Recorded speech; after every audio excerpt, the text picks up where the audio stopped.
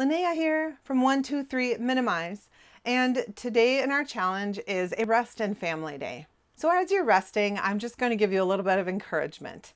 Becoming a minimalist and decluttering your home is a process, and sometimes it definitely gets worse before it gets better. But don't get discouraged.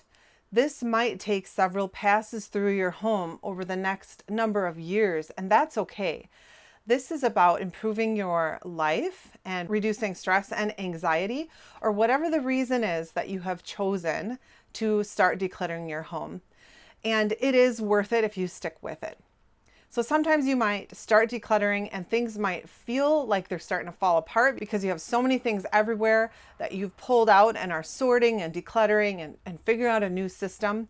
And it just gets messy sometimes, but that's okay. That's part of the process. And you may complete going through your whole house and then realize you need to do it again, especially if you have young children. They change quickly. So the things that you need to have in your home when they're little are going to change as they grow and get older. So you will always have to be constantly going through your home. But I promise you, it does get easier as time goes on. So I'm just here today to say, don't give up, don't get discouraged, just keep going.